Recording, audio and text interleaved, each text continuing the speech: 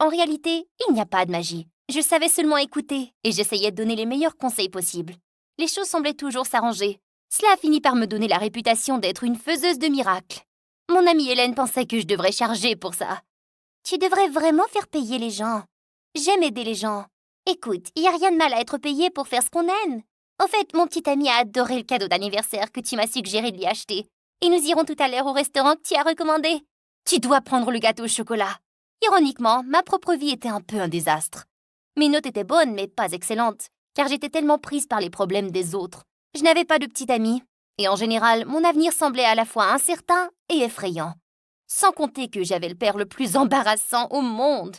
Il y a quelques années, mon père est tombé dans une bouche d'égout sur le trottoir et a poursuivi la ville en justice. Il a gagné tellement d'argent dans son procès qu'il a quitté son emploi dans les grandes entreprises technologiques. Maintenant, tout ce qu'il fait, c'est s'asseoir sur le sofa et regarder des vidéos. Tu dois voir cette vidéo. Un bébé panda éternue et fait peur à sa maman. J'ai de l'école, papa, mais amuse-toi bien. Telle était ma vie à la maison. Aussi serviable que j'étais pour la plupart des gens, je n'arrivais pas à opérer la même magie pour moi-même ou pour mon père. Je ne pense même pas qu'il le souhaitait, pour être honnête. Il a ignoré toutes les offres d'emploi que je lui ai montrées et n'a jamais quitté la maison, quels que soient mes efforts. Cela m'effrayait de penser que je pourrais devenir comme lui un jour. Mais je me sentais toujours mieux quand j'aidais quelqu'un. Puis un jour à l'école, une fille très agitée s'est approchée de moi dans le couloir. J'ai parlé à ma mère de passer l'été en France et elle a refusé. Je savais que j'aurais dû demander à mon père. Tout le monde dit que tes conseils sont infaillibles. As-tu fait exprès pour me donner de mauvais conseils? Quoi?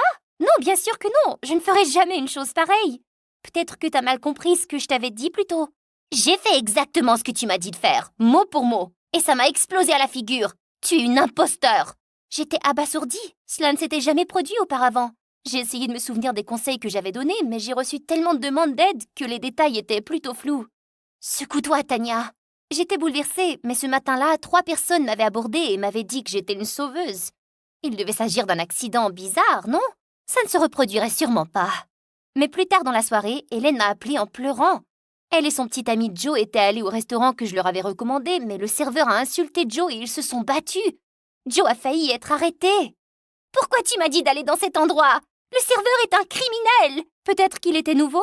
Le service était excellent la dernière fois que je suis allée. Tu as gâché l'anniversaire de Joe. Je n'ai pas de boule de cristal.